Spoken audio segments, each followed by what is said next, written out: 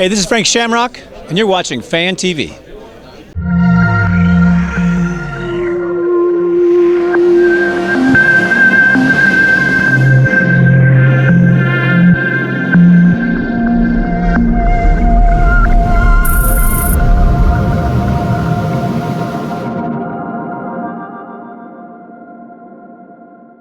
This is Dean, the President of Fan TV, and I'm here with a legend.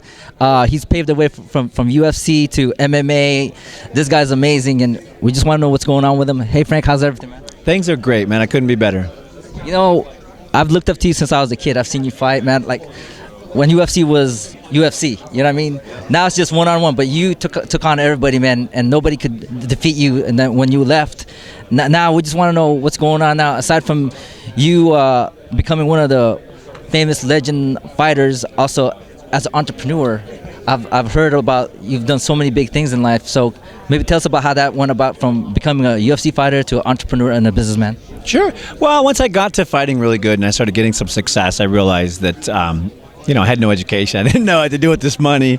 And I had an older brother, Ken, who had come into a lot of money, and I watched the way money moved around. So I figured I needed to learn. So when I was about 26, 27, I started taking care of my money and got a money manager and advisor and stuff like that. And I continued my education for about another 10 years. And that included business management and product management and branding. And I kind of studied everything because I'm secretly a nerd.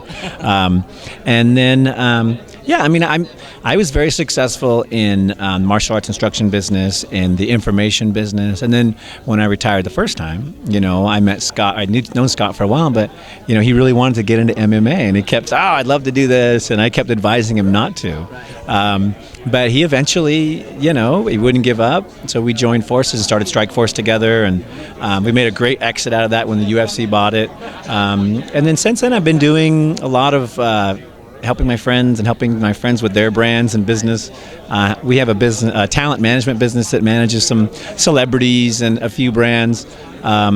But now I'm doing mostly charity work and philanthropy, which takes up most of my time. Man, that's awesome. I know that people have been looking at you. You're here at Bellator, and they're seeing Tito Ortiz. I don't know if there's any rumors going on, but I know you're very successful. You probably don't even need to fight, but if it was brought up to you, would you fight Tito Ortiz again? Well, it was brought up to me, and it was actually crazy enough my idea, but it came about in a very strange way. I was producing TV shows and working with Spike to get some, martial arts shows, mixed martial arts shows, and I went and watched Tito's last fight, and I was kind of shocked at how slow he was, and I was like, wow, gosh, we're really getting old. That night I had a dream, and in the dream he beats the heck out of me, like just almost finishes me, and it really shook me up because no one ever beats me up in my dreams, ever in my dreams. And then the next night I go and I have the same dream, only I knock him out in the second round. So then in my next production meeting I go, guys, what do you think about this? And everybody was like, what are you talking about? But I had negotiated with Viacom a series of television shows, a fight, a whole bunch of crazy stuff. And it was all contingent upon Tito saying yes. And he said no. He said, no, I'm going to fight Liam. And like that. So that was it. So I left the gym. I went back to the TV set and haven't been back since. So are we thinking maybe it will happen? I don't think so. I think the moment passed. It was like a special moment where... I just can't imagine doing it, and I'd never want to show up not 100%, and not with my heart in it. So I think the moment passed. Yeah. You know what? We respect that because we know you're a world champion fighter, a legend, and you paved the way for everybody who's fighting right now. I mean, it's amazing what you've done here in the Bay Area, representing everybody, and now you're giving back to charity and all that stuff. I mean, you're one of the best public figure, role model MMA fighter. What's your advice for people who wants to be like you, aside from just doing MMA? And become a successful businessman? What's the secret on that?